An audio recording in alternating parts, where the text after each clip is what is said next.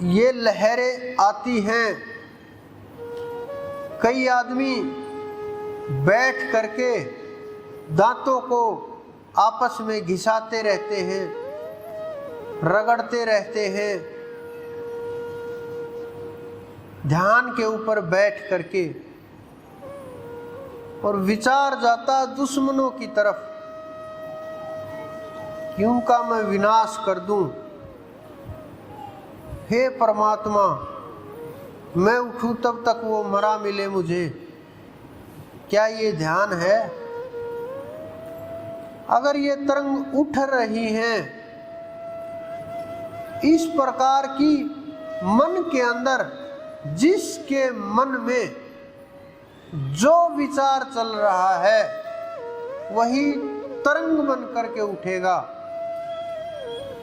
जैसे सागर के अंदर लहरें होती हैं, ऐसे चलेगा। अगर हमने इस प्रकार से कि लहरें निकल जाएंगी,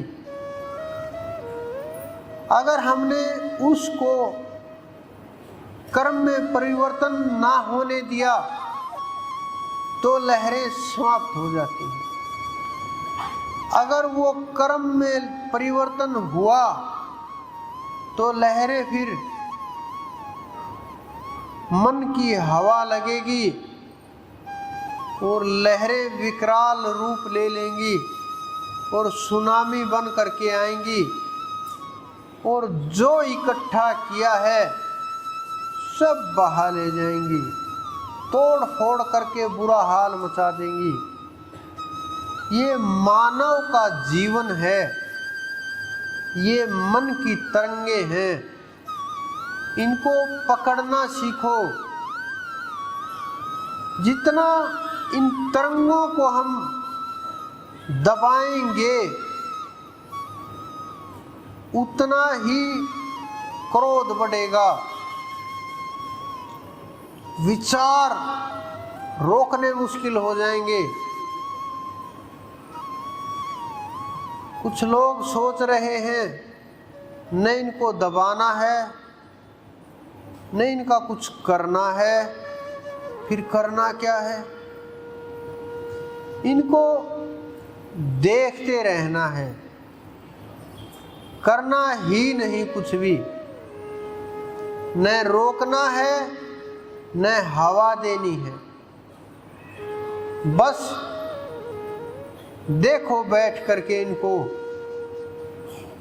समय को अलग कर दो, विचारों को अलग कर दो और बैठ करके देखो कि ये मन कितना तेज है जो मुझे किस ओर ले जाने की कोशिश कर रहा है, और भजन शुरू कर दो। न उनको रोकना न पकड़ना, करना बस भजन परमात्मा का। वो भी माला के द्वारा ध्यान बट जाता है। कुछ लोग बोलते हैं मैं माला का किस लिए मना करता हूँ, क्योंकि माला में अगर ध्यान हुआ तो उस परमात्मा से ध्यान दूर हो जाएगा। अगर पुस्तकों के अंदर, पूजा पाठ की विधियों के अंदर, सांसारिक वस्तुओं के अंदर, जड़ वस्तुओं के अंदर अगर ध्यान हुआ तो बट जाएगा।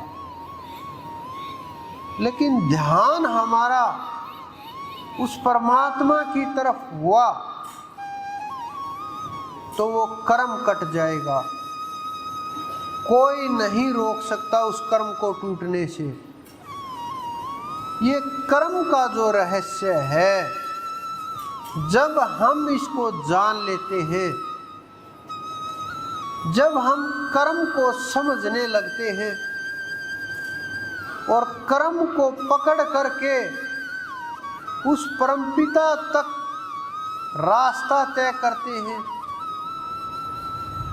लेकिन हम कर्म करते करते ये मान लेते हैं कि ये जो शरीर है यही कर्म कर सकता है, इसके बिना कर्म नहीं हो सकता।